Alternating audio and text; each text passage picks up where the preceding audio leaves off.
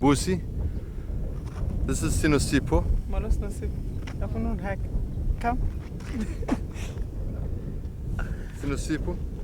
Lo sisi lona uvele Cape Town, ne? Uhlala khona eCape Town. Manje yena une HIV AIDS, ne? And benomntwana ofile ngale disease le, ne? Lesithombo le isebenziswe nge-Global Fund Against AIDS le pheshele, ne? And bona bebethi bancedisa abantu endaweni eziningi kakhulu. So manje besifuna ukuzojonga ukuthi wena uhlela kanjani and abanye abantu bahlela kanjani la eSouth Africa, ne? Ukubona noba niyaphila and abantu bahlele esikhangeni and edropini bayaphila na, yabona? And lo sisi usisi Busi uzobuza and uyajonga noba lezi zinto ziya i-Global Fund yabancedisa abantu, yabona? So manje besifuna ukumkhombisa usisi Busi ukuthi besishoota phi lesithombe, yabona? Izuma la sisukujonga ukuthi uhleke kanje na futhi, yabona? Izawuthi ithi ngathi ngoba uyakhumbula benjika kanje ayibambe ikhamera kanje, ne? Bohleka kanjani? Hleka usakwazi uhleka kanje? Yahleka kanje ithi sibone. Ongqanye. Yeah, kanjalo ithi. Lesikoleni bebethu uthanda uhleka kakhulu.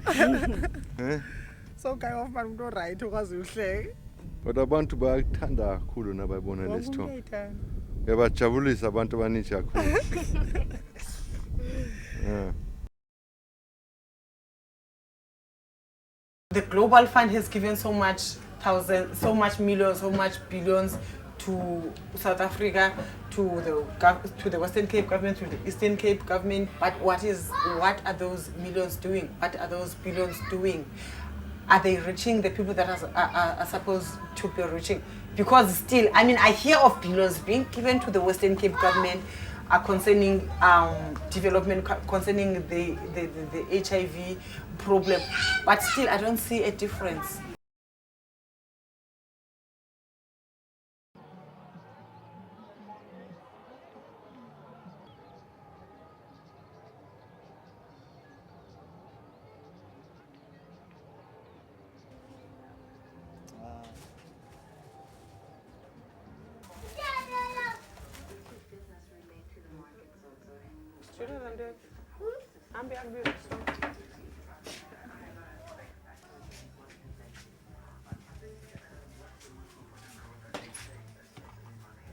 Bongi is my son.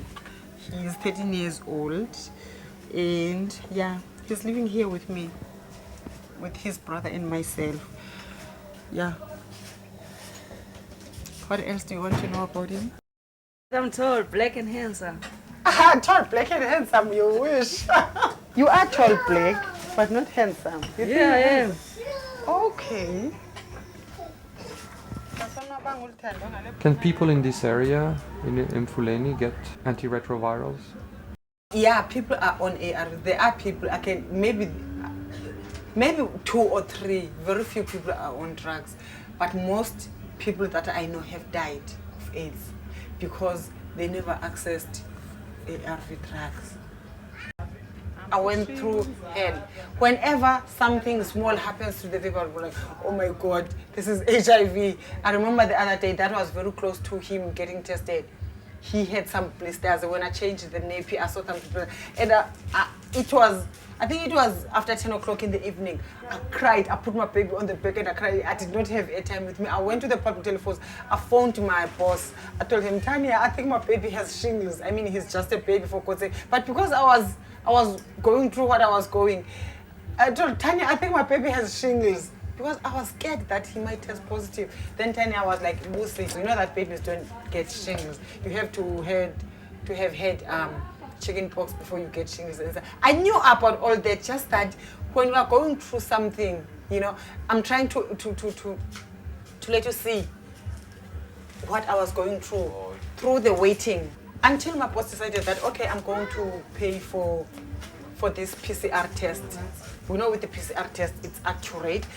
And this is what I feel mothers are supposed to be given. I mean, I think mothers don't have to be put through this 9 months waiting thing. I mean, because I know that while waiting, you go through a lot. But eventually my boss paid for the PCR and the baby went for a test and he tested negative.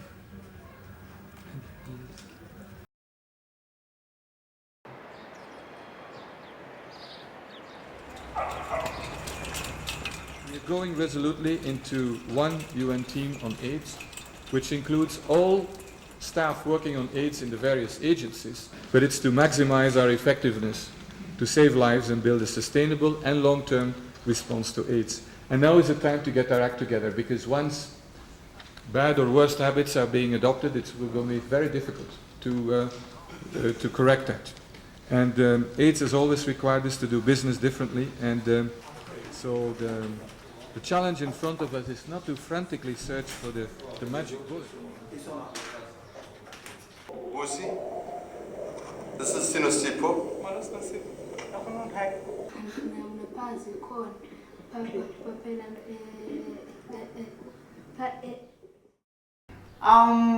Now, you have watched a video about Sipho. Sipho is a 15-year-old girl.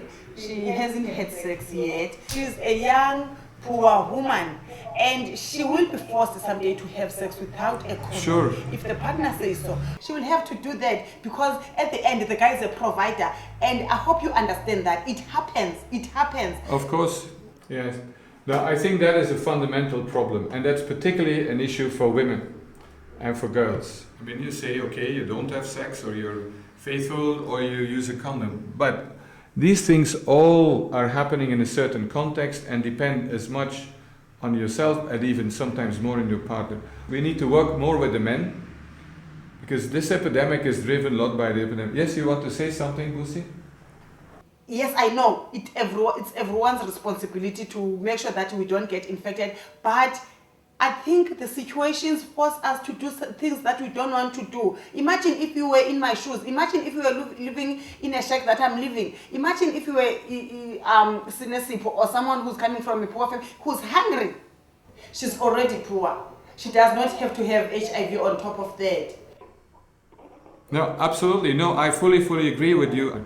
What you do when you're poor, you're hungry, and your horizon is like 24 hours, where you can only think of tomorrow. Will I have food? Can I get food for my kids and so on? That's why there is definitely a strong link between poverty and AIDS. That's why the prevention campaigns that are limited to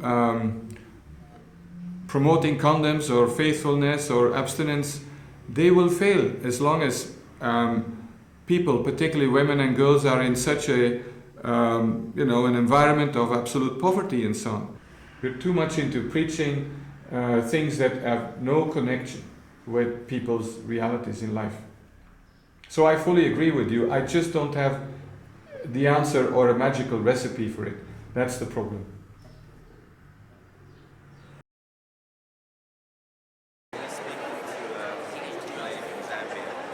I-report ye-Global Fund lena ne kusine sipho lo mntana igama lakhe ngwase-Eastern Cape.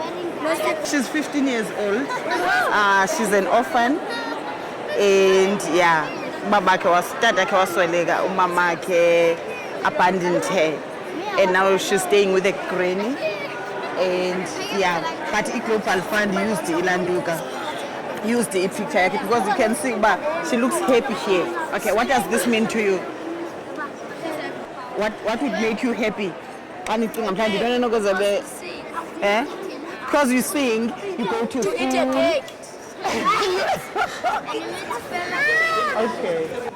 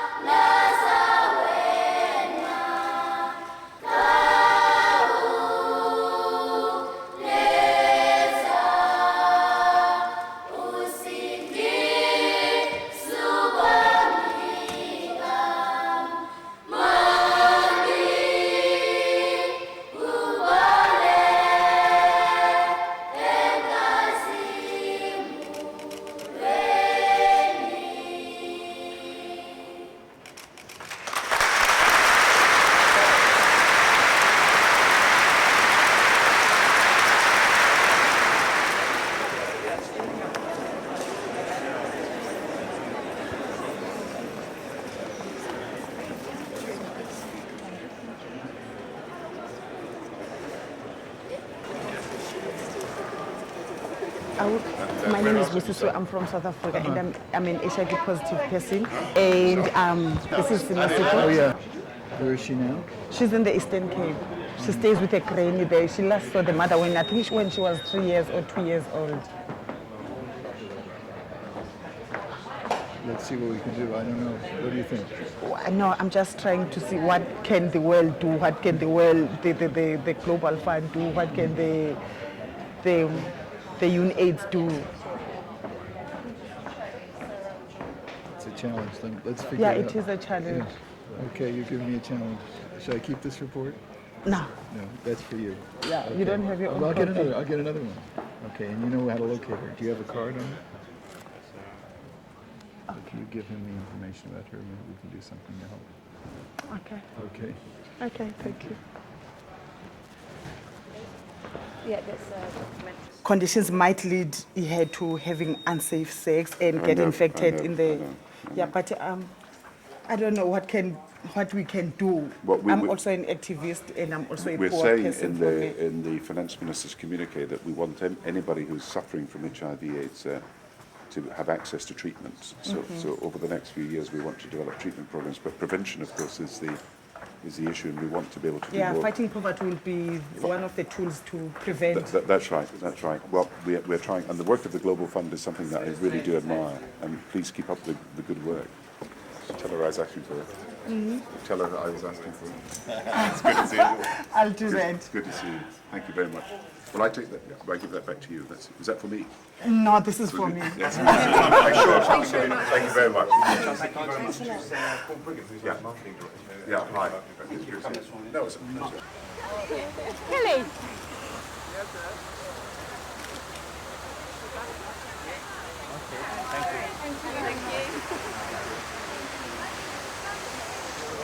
Mr. Anani, I would like to meet you. My name is Lucy. I'm from South Africa. Nice to meet you. And I understand that you have very few months remaining in your office, and I've been wondering if maybe before you leave, maybe you could see to it that maybe something happens, not only for her, but for all the kids in her situation. No, we are. In fact, we're going to have another replenishing conference here in London in September, trying to get additional money for the resources. But I will talk to my colleagues about it to see. Yeah. She said she had no improvement. Yeah, not at all. Not at all. She's getting treatment. No, actually, she is an AIDS orphan, and she is not yet sexually active. But my worry is she will soon be sexually, because she's entering her sexual life now. And because of her situation, that might lead to her having unprotected sex and become infected. And we really want to protect her from that.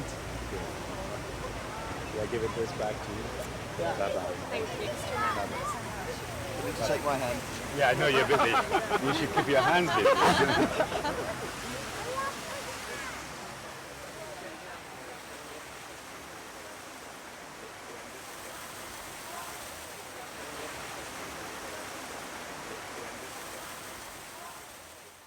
This is the moment when we transform our powerlessness to power by having that spirit to refuse to die. Then if I go to South Africa and I notice that nothing is happening, what then? South Africa will not do anything. It is you to do something. It is you determination to guarantee that the years God has given you, you do something like you have done to come here in Britain. You know, doing something, you never notice what you are doing, but you perform and play a historical role. Let history carry you. It shall say what you did. And in history, we came to Britain. Thanks for your time. My sister. Thanks a lot. Thank you.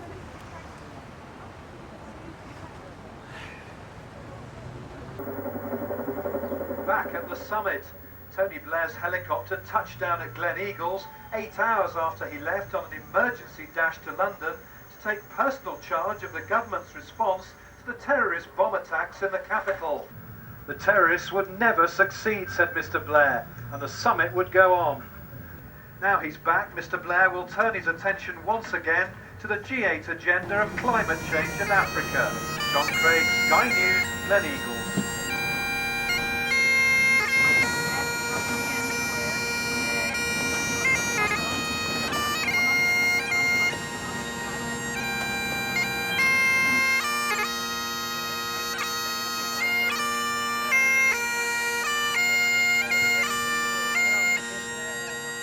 On a demandé qu'il faut que les pays doublent leur... qu'on atteigne un doublement de l'aide.